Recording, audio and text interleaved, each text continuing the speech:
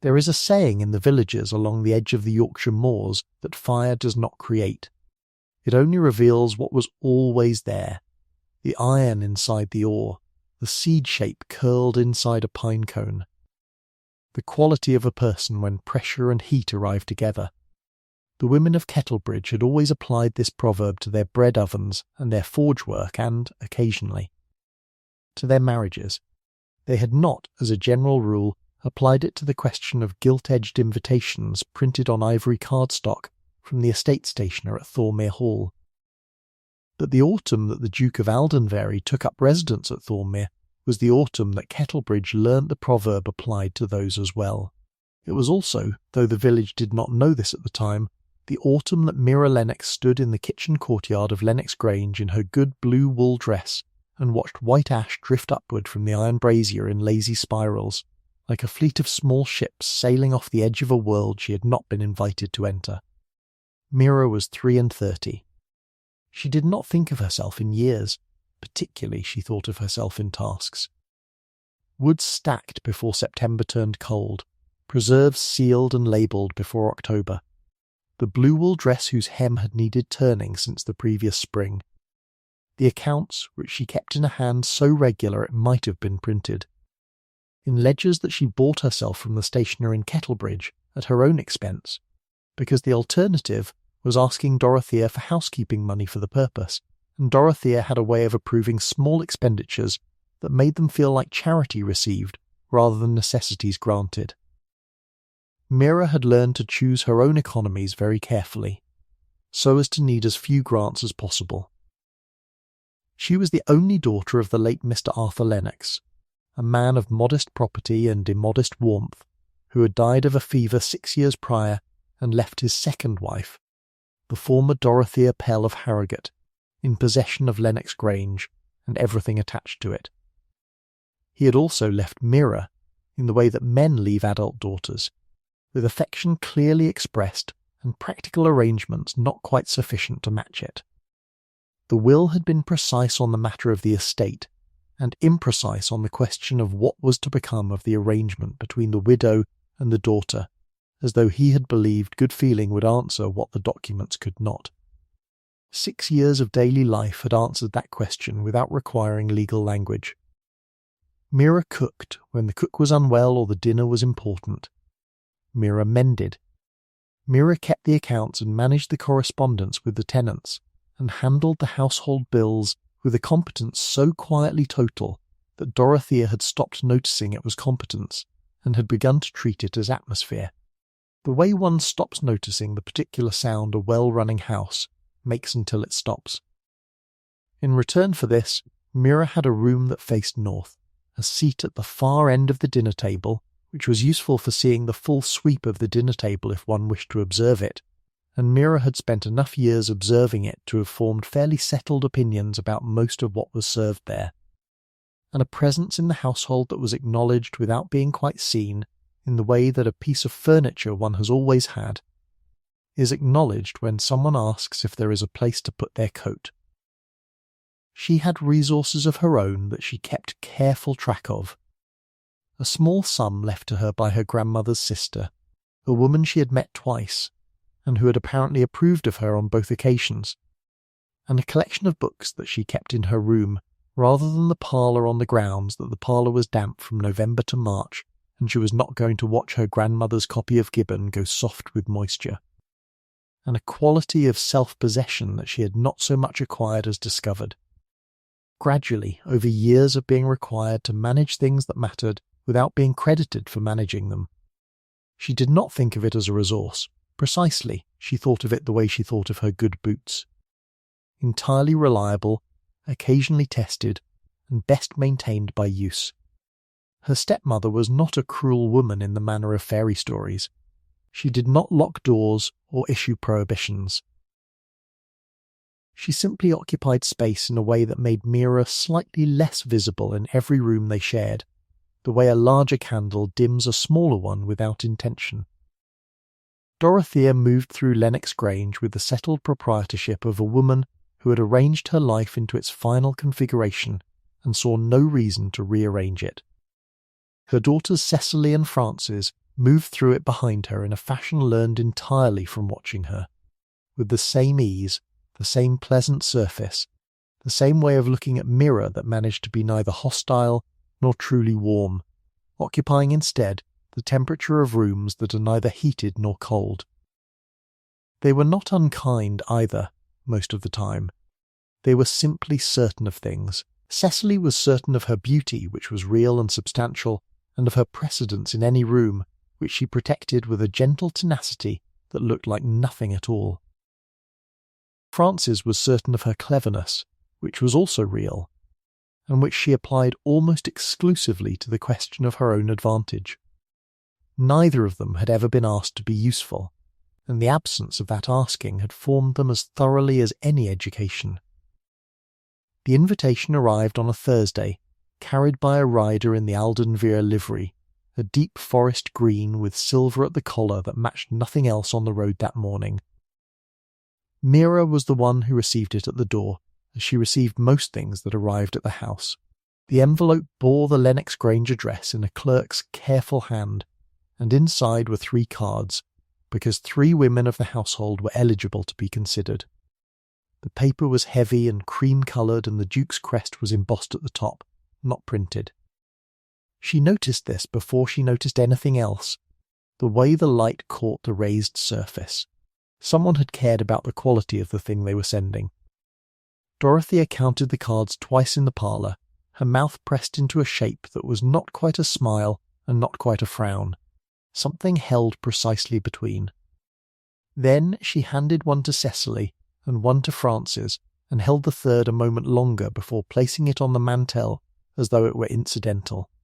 "For Mira," she said to the general air of the room. "The Duke extends his invitation to the full household."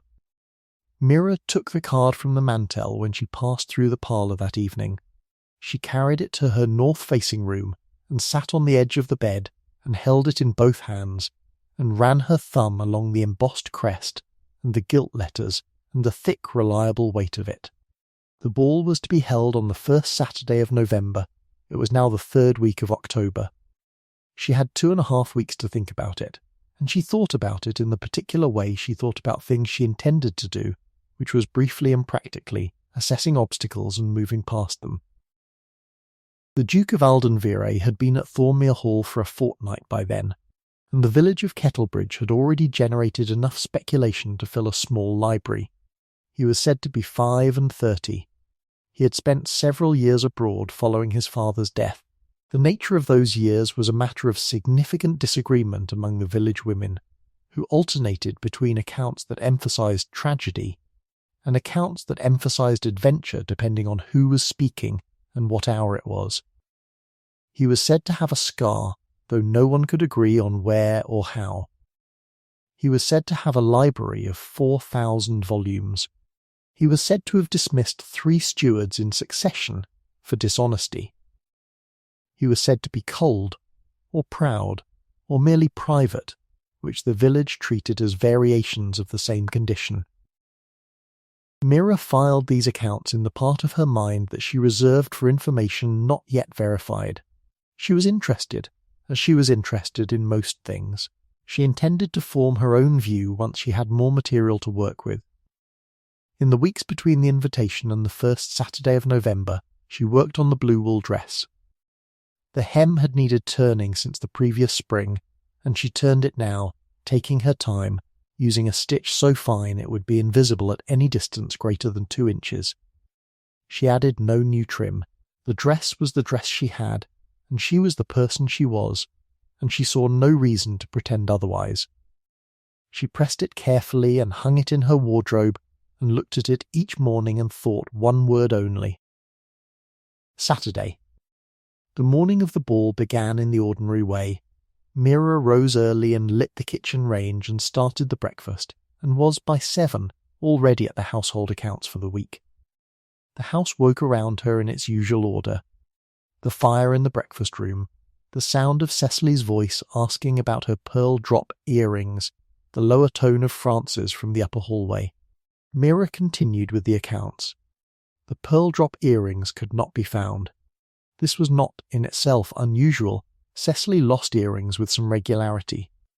What was less usual was the path the search took, which wound through the house, gathering speed and weight as it went, accumulating the particular energy of a day that has decided to become difficult. By 11 o'clock, the certainty had settled. Mira had moved them. Mira had seen them on the windowsill and moved them, because Mira was forever rearranging things. This was not true, as a factual matter. Mira was, if anything, scrupulous about leaving other people's objects where she found them.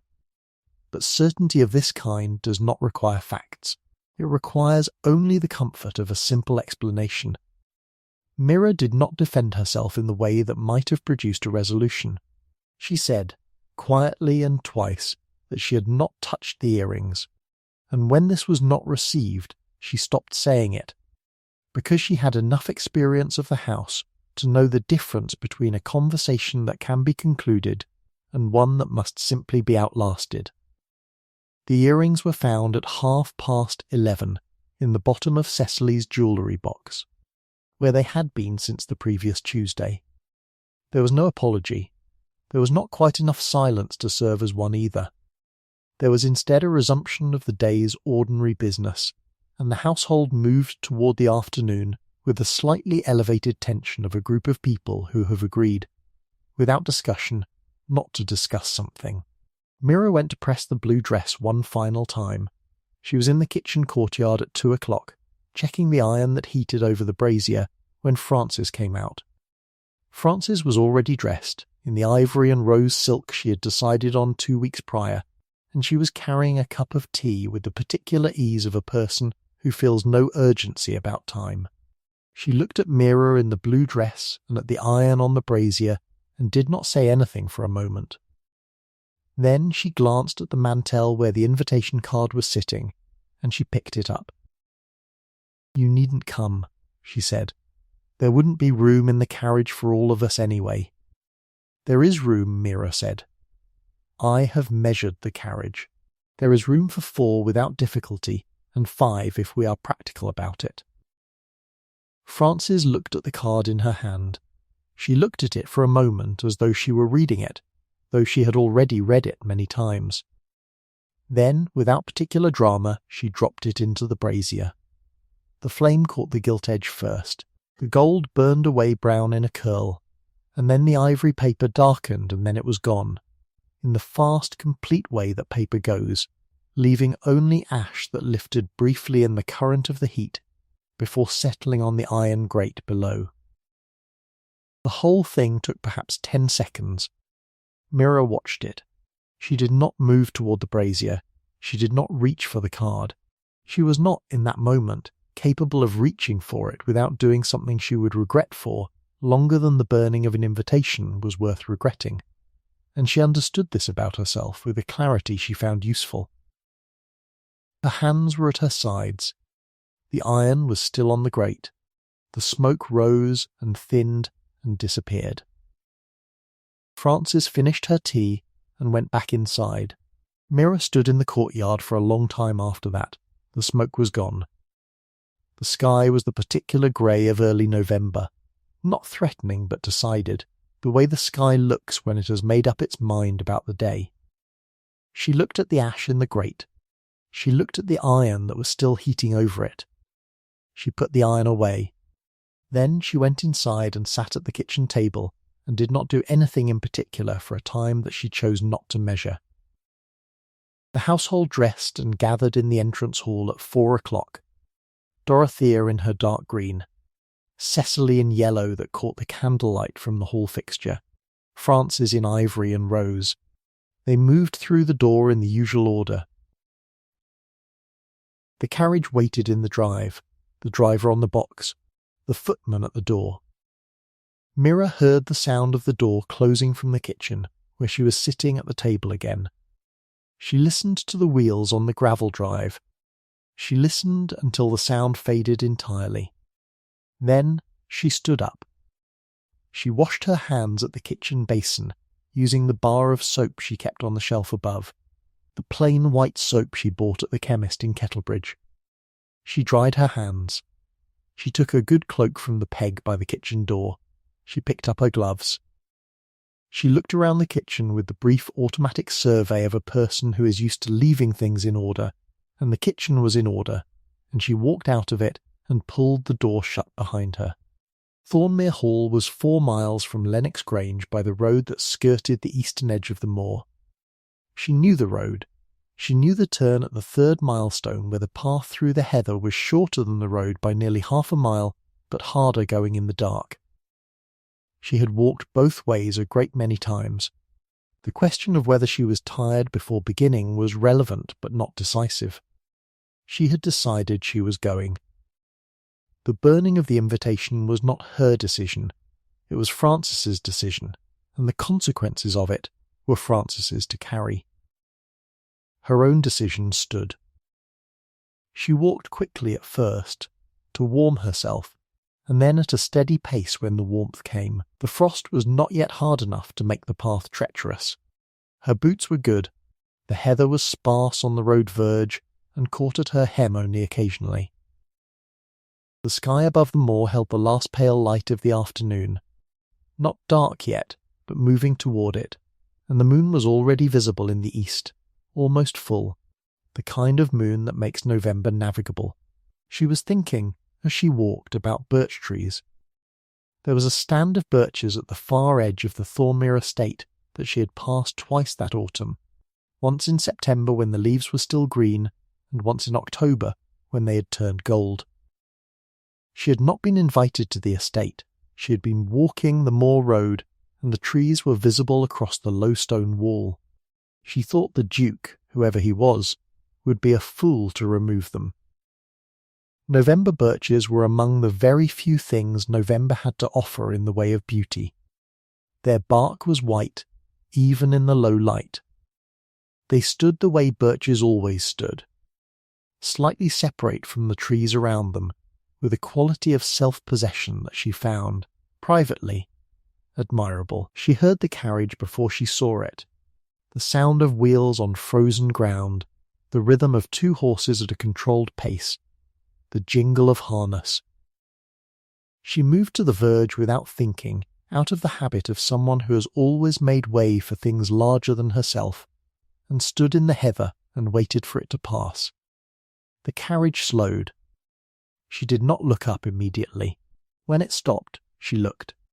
A man had opened the door and was leaning out slightly, looking at her in the fading light. He was not in livery.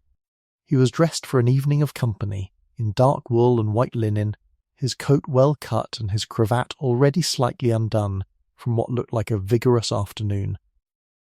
There was a scar at his left temple, running from the outer corner of his eye upward into his hairline. He was perhaps 5 or 6 years older than her, and there was something in his face that she noticed before she registered any of its features. The quality of his attention. He was looking at her in the manner of a person who is genuinely trying to understand something, rather than the manner of a person cataloguing what they see for the purpose of a later opinion. "You are walking to Thornmere," he said. It arrived halfway between a question and a statement, and she treated it as a statement, because it was true. "I am," she said. He looked at the moor road behind her, measuring the distance she had come. Then he looked at the darkness gathering in the east. "You were not in the Lennox Grange party," he said. "No, but you are from Lennox Grange." She looked at him directly. She had learned, over 6 years of managing a house from a position of invisibility, the particular value of directness in moments when indirectness would invite further confusion. "I am Mira Lennox. My invitation did not survive the afternoon. My step-family's carriage had, according to them, insufficient room." He absorbed this. She watched him absorb it, the way she watched most things, carefully and without showing that she was watching. He did not make a sound of sympathy or outrage or amusement. He simply sat with it for a moment. Then he opened the carriage door fully and said, "Get in." She considered him. Not the offer, which she had already decided to accept, but him. He was a stranger on a road, But the carriage bore the Aldenvera crest in green and silver on the door that faced her now, and the driver on the box had the settled, unhurried look of a man who has been driving for the same family for a long time. The footman on the back had the same look. These were not hired men. She climbed in. The carriage was warm. The inside smelled of leather and cedar and, faintly, of metal, as though the passenger had recently been somewhere that involved tools. She sat across from him in the near dark of the interior, the windows showing the last of the light outside, and she did not speak, because there was nothing to say that was not already obvious, and she had learned to be economical with the obvious. "James Aldenvera," he said, after a moment. She met his eyes. The Duke of Aldenvera. Seated across from her in a hired-feeling carriage on a moor road, returning to his own ball as though he had stepped out to run an errand. "You were not at the hall," she said. "I was at the smithy in Kettlebridge. There is a question about the bolts on the mill wheel at the Eastern Tenant Farm. I prefer to understand structural problems myself rather than receive a report that may or may not reflect what was actually found." She thought about this. "Then the scar," she said, "is not from a duel. That thing happened in his face again, the thing that was not quite a smile and not quite something else, older than a smile, more considered. The anvil slipped. I was 11. My father's blacksmith was too proud to admit I had been struck by it, so he told everyone I had walked into the doorframe of the forge. But you kept the eye. I kept the eye." They rode the rest of the distance in silence. It was not the silence of two people who cannot think of anything to say. It was the silence of two people who have each decided, independently, that speaking for the sake of speaking is a waste of good quiet. Mira looked out the window at the moor passing in the dark and thought about the mill wheel bolts, and the fact that this was a man who went himself to look at structural problems, and she stored this information in the part of her mind she kept for things not yet verified, but probably significant. Thornmere Hall announced itself first by its lights. The windows were warm and numerous, and as the carriage rounded the final curve of the drive, the house emerged from the darkness the way certain things emerge from it. Not suddenly, but with a gradual gathering of itself, becoming more and more what it was. It was not a pretty house. It was an honest one. The stone was local, the same grey as the moor in the daylight, and the proportions were better than fashionable, built in a period before the great houses discovered that size was its own argument and had stopped needing to be beautiful. The birch stand was visible at the far edge of the east garden, the white bark lit faintly by the light spilling from the house. She thought, with the quiet certainty of someone who knows when a thing has been decided. They are staying. He handed her out of the carriage at the entrance, because there was a step, and the step was icy, and this was not sentiment but practical assistance, and his hand was warm through her glove. He held it a moment longer than the step required, and then released it. He went ahead of her through the entrance, because there were people inside waiting to receive him, and she followed at a distance and entered the hall alone, which was precisely how she had expected to enter it, and she was not troubled by this, because she had not expected otherwise. The ballroom was already full. She stood at the threshold and assessed it with the same methodical attention she brought to everything. 200 people, perhaps 220. The musicians were placed in the east alcove and were very good, better than the usual county engagement. The flowers were autumn ones, bronze and deep cream, arranged with the confidence of someone who had cared about proportion rather than abundance. The candles were beeswax, not tallow. This accounted for the quality of the light, which was warmer and more forgiving than she usually found at these occasions. She looked for her stepfamily and found them quickly, because Cecily's yellow dress was catching the candlelight from 3 chandeliers at once, and because Frances was standing in the manner of someone waiting to be noticed, her shoulders at their most advantageous angle. Dorothea saw Mira first. The expression that crossed her stepmother's face lasted perhaps 2 seconds before it closed again, and in those 2 seconds Mira Reed, with the fluency of long practice, surprise and a swift calculation and a kind of recognition, and then the settling of the pleasant, mild expression that Dorothea wore in company as a default. She nodded once across the room. Mira nodded back. This was the full extent of what passed between them on the subject of the burned invitation, and both of them understood it to be the full extent, and both of them were, in their separate ways, accustomed to entire conversations conducted in two nods. Cecily saw her next and went white in a specific way, the white of someone who has done a thing they were confident would have consequences and has just discovered the consequences have arrived. Frances turned and held very still, which in Frances meant the same thing as going white. Mira crossed the room. She did not approach them.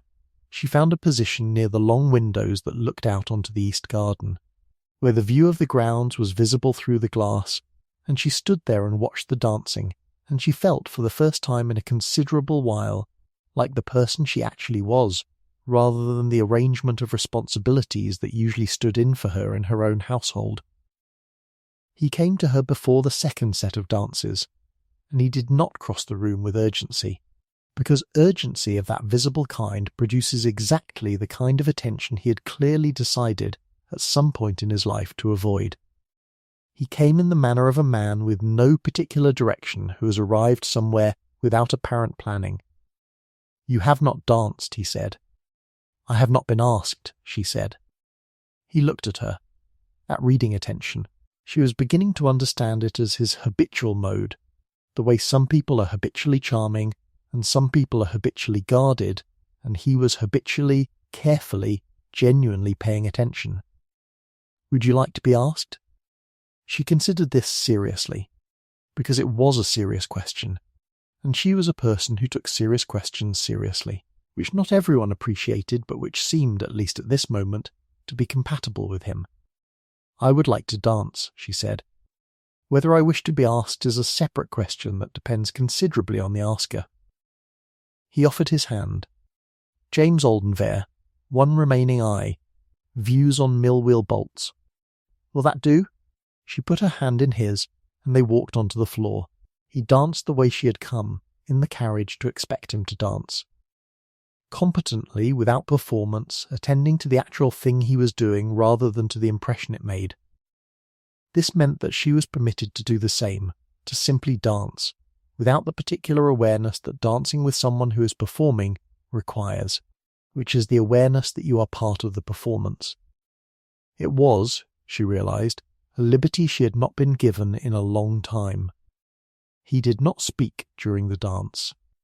She did not speak during the dance. They were dancing, and it was enough to do that thoroughly.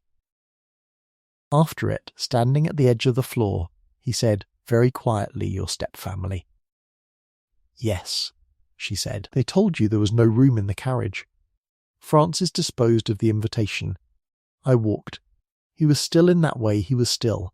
Not the stillness of a man suppressing a reaction, but the stillness of a man whose default setting is already very quiet. "How far?" he said. 4 miles. I know the road." He looked at her. Then he looked across the room to where Frances was now engaged in a conversation with a woman in blue, not looking at them. "I see," he said, and the mildness of it was the mildness of a man who sees a great deal and is making decisions about which portion of what he sees to address at this moment. "Would you like to dance again?" They danced a second time, and then a third, which Mira was aware of in the way that 3 dances at a county ball with the hosting duke was a fact of a different order than 1 dance or 2. She was aware of it the way she was aware of the currents in a room, the way the attention shifted and rearranged itself around new information. She was not concerned by this. She had not come to the ball to manage impressions. She had come because she had decided she was going. Dorothea appeared at the edge of the floor after the third dance ended, wearing her pleasant expression at full deployment. "My lord," she said, when he turned to her. "I am so glad to have a moment. I had not been certain that Mira would be attending this evening, and I am so pleased she found her way." He looked at Dorothea with an expression that was similarly mild and similarly, in some way Mira could not entirely articulate, more considered than it appeared. "She arrived in my carriage," he said. The pleasant expression held, because Dorothea was very good at the pleasant expression. How fortunate. "I found her walking," he said, "on the road from Kettlebridge. It is a considerable distance on a November evening. I understand there was some difficulty with the arrangement of the carriage." He said this without inflection. The word difficulty sat in the air between the three of them, the way a word sits when it has been chosen very precisely to mean something that cannot be directly said in public. Dorothea understood this with the precision of a woman who had managed difficult things for many years in conditions that required managing. She understood that she could not dispute it without naming it, and that naming it was not something she would do here, in this room, in front of 200 people and the man whose goodwill and future proximity mattered to the advancement of her daughters. Everything was easily arranged in the end, she said. So it was, he said. Mira managed it with very little assistance. He returned to Mira's side with the simplicity of a man going where he had decided to go, and she watched her stepmother cross the room again, with the expression of someone who has received a bill they were not expecting, and has decided to think about it later. They ate supper together near the windows, at a small table where the candlelight doubled in the cold glass and the east garden lay dark below them. He spoke about the estate. She asked questions, real ones, about the mill and the tenants and the southern pasture he was considering letting to the Kettlebridge farmer whose sheep were the best in the county. He answered her real questions with real information, which she found so unexpectedly pleasant that she had to stop herself asking more of them than the evening's courtesy permitted. He asked about the Grange accounts. She told him she managed them, had done for 6 years. He asked whether she had managed them from the beginning, or whether there had been a man of business involved previously. And she said there had been a man of business until she had found 2 years of errors in his quarterly reports, and had shown them to Dorothea, who had dismissed him, and handed the accounts to Mira without comment.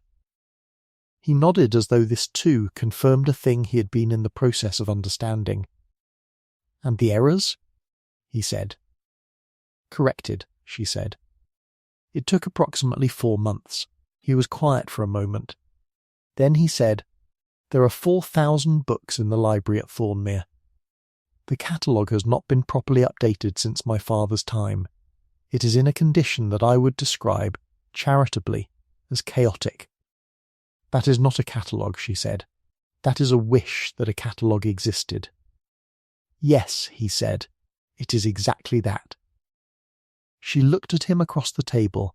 He was looking at the garden below the window, at the frost on the gravel of the path, at the birches at the far edge that were white even in the darkness. She thought about accounts and catalogues and the particular pleasure of bringing order to things that have been disordered, not because order was valuable in itself, but because order was the thing that allowed you to find what you needed when you needed it, and this seemed to her one of the most important qualities a place could have. "The birches," she said. He looked at her. "I had been told they were too close to the wall and should come down." "They should not come down," she said. "November birches are the best thing November has to offer, and a house needs all the best things it can retain, month by month, if it is to seem worth the difficulty of keeping." He was very still for a moment. Then he said, "I will not have them taken down." She looked at him. He was looking at the birches. And she thought, with the practical clarity she brought to everything, this is a man I might know the way I know a landscape. Not quickly, not easily, but thoroughly. He walked her out of the supper room at the end of the evening, and at the entrance he offered his carriage. She thanked him and declined. He did not press her. He said, instead, that the hall gates would be left unlocked, and that there was a path along the eastern wall that avoided the worst of the heather, if she followed it as far as the millfield. She said she knew the millfield. He nodded, once, in the way a person nods when they have received information that confirms their existing understanding. She walked home in the clear November cold, following the eastern wall as he had said. The stars were extraordinary, the way they are in November when there is no cloud and the air has the quality of something distilled. She thought about the evening and about the Duke of Aldenvire, who went himself to look at structural problems and had not taken down the birches, and had said that she managed things with very little assistance in a tone that had meant something more than its words.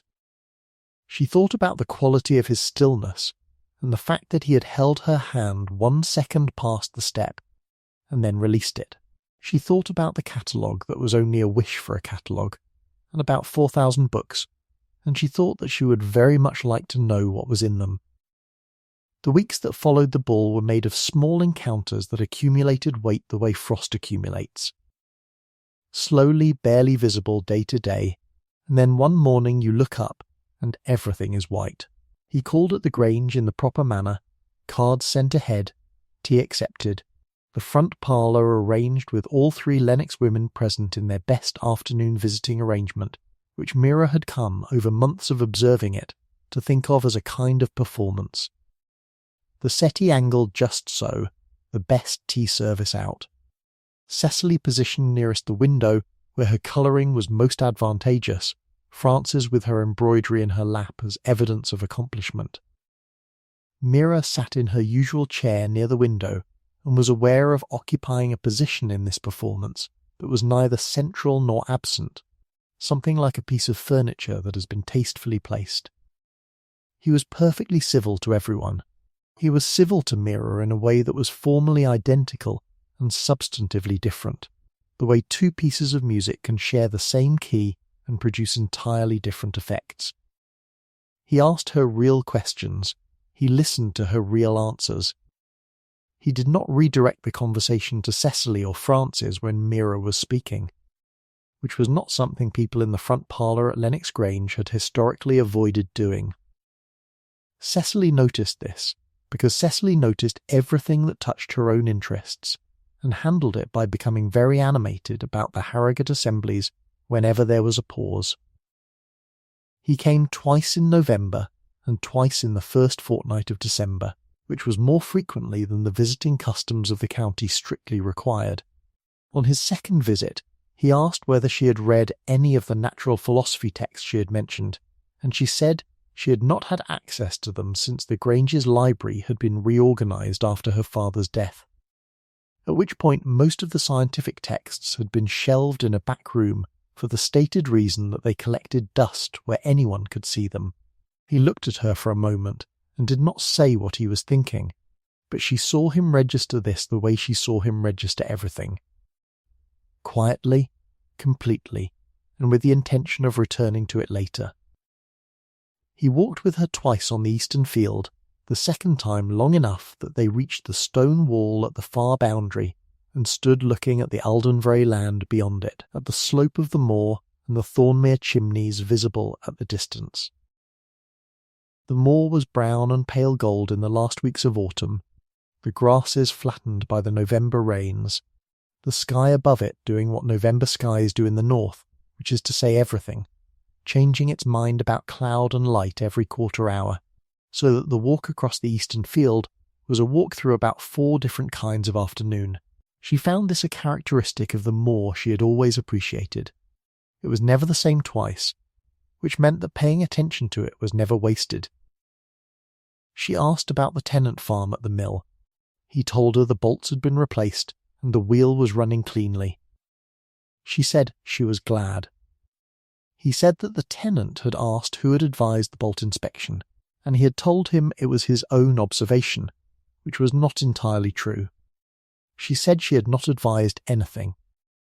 He said she had asked about it in a tone that suggested she suspected the bolt, and she said that was not the same as advising. He said it had produced the same outcome. They stood at the stone wall in the November cold and disagreed about this for a satisfying length of time. The Farrow letter arrived the first week of December. Its contents entered the neighbourhood with the speed that news acquires when it concerns the unmarried and the propertied, which is to say immediately, and from all directions at once. And Mrs. Alicia Farrow, formerly of Northampton and presently of London, had written to the Duke on the subject of an understanding between their fathers, a thing said over port at a shooting party some years before the current Duke had inherited, of the kind that is not binding in law and entirely binding in honour, depending on who tells the story and in what room.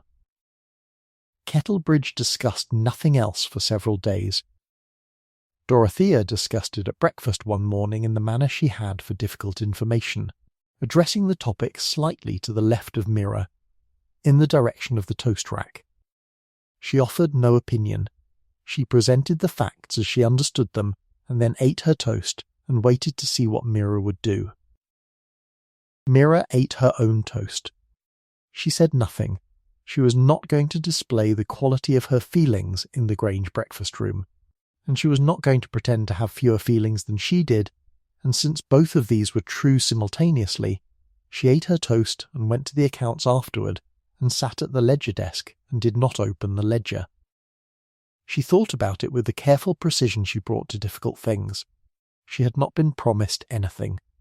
A man had held her hand 1 second past what the step required, and danced with her 3 times, and walked with her twice on the eastern field, and not taken down the birches.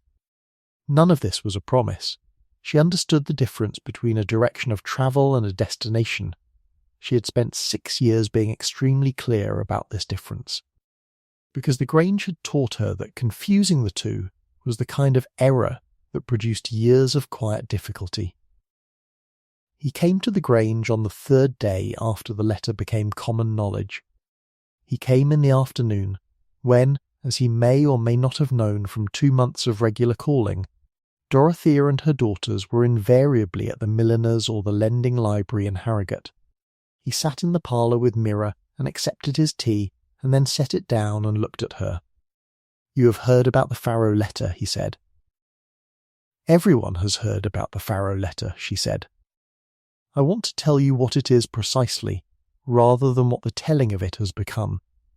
"You do not owe me an explanation," she said.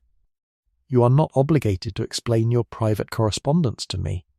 "I know I am not obligated," he said. He was very still. The fire in the grate shifted, and a log settled, and neither of them looked at it. "I am here because I choose to be, and because I believe you will understand a distinction that I am unable to make to most people, which is the distinction between a sentimental comment made by a dying man in a warm room after port and a legal or moral binding of the most serious kind." She listened.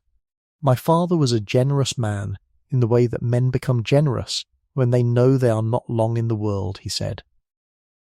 He expressed a wish, between one glass and the next, that his son and Alicia Pell might make a fine match. Alicia Pell's father understood this as a contract. Mr. Farrow has since died, and Mrs. Farrow, as she now is, has chosen to revive the understanding because her circumstances have changed, and because she is not wrong to try. She is a capable woman making a reasonable argument from the available material. Mira was quiet for a moment. "And what is your view of the available material?" "My view is that I am not bound," he said, "and that I want you to know this before I say anything else, because you deserve to know the truth of the situation before you are asked to respond to anything in it." She looked at him. She was reading him the way she had read him from the beginning, carefully and without showing that she was reading. "And what is it you want to say?" He was quiet for a moment himself, and in that moment she understood something. He found this difficult, and that his finding it difficult was not because he lacked the words, but because he was a person for whom precision mattered so much that the gap between what he felt and what language could accurately convey was always going to be painful. She found this, privately, a quality of great sympathy. "I would like to ask," he said, "whether I might speak to you about the future, whether you are willing to consider a future. With a man who took 4 months to come home after his father died because he did not know what home was any more, who went himself to the smithy about a bolt because he did not know, yet, how to trust other people's reports, who found a woman walking across a moor in November and has been unable since then to think clearly about a great number of things he thought he had managed to settle. The fire made a sound. The afternoon light through the parlour window was flat and grey, the particular grey of December in the north. A rook crossed the window. "You are describing yourself accurately," she said. "I am attempting to. You have left out the 4,000 books." Something crossed his face. The older thing, the thing that was adjacent to a smile. "The 4,000 books," he said. "And the birches," she said. "You should have mentioned those specifically." "The birches," he agreed. She looked at her hands. She looked at the fire. She looked at him.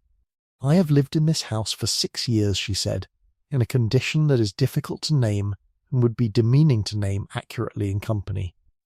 I want to be clear with you that I am not looking for rescue from it. I am not a woman who waited to be rescued. I walked 4 miles across a November moor because I decided I was going. And the burning of an invitation was a fact about the person who burned it, not a fact about my decision."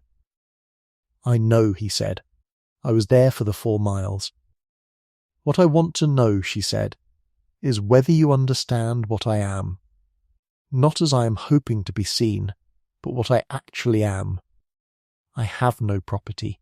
I have a north-facing room and a very precise set of accounts and opinions about birches and structural problems and the cataloguing of libraries, and I have been invisible in this house for 6 years in ways I will not repeat in the next 6 years, whatever arrangements I make.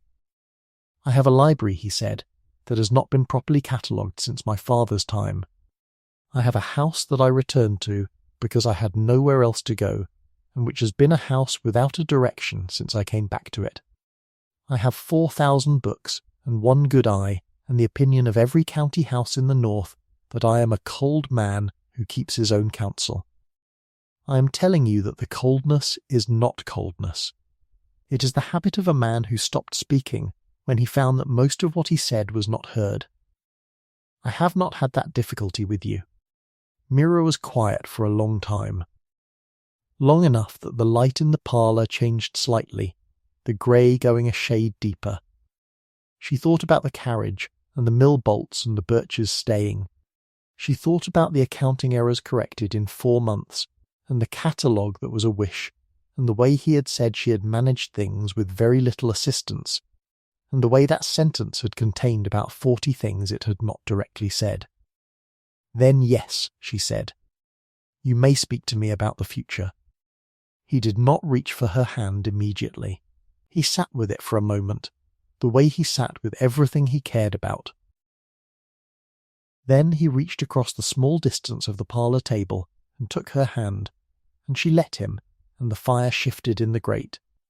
And outside the parlour window the December afternoon was going dark early the way it did in the north, but the room was warm. He came formally the following week, with his man of business and a letter of intention, and the conversation with Dorothea in the front parlour lasted 40 minutes. Mira was in the kitchen during those 40 minutes, working through the December accounts, and she could hear the tone of the conversation without the words.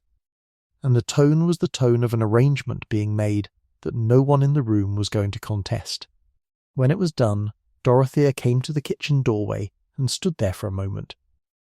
"He has asked," she said. "Yes," Mira said. She was on the last column of the accounts. She finished the line and set the pen down.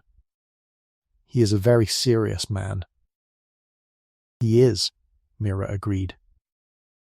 Dorothea was quiet for a moment in the kitchen doorway.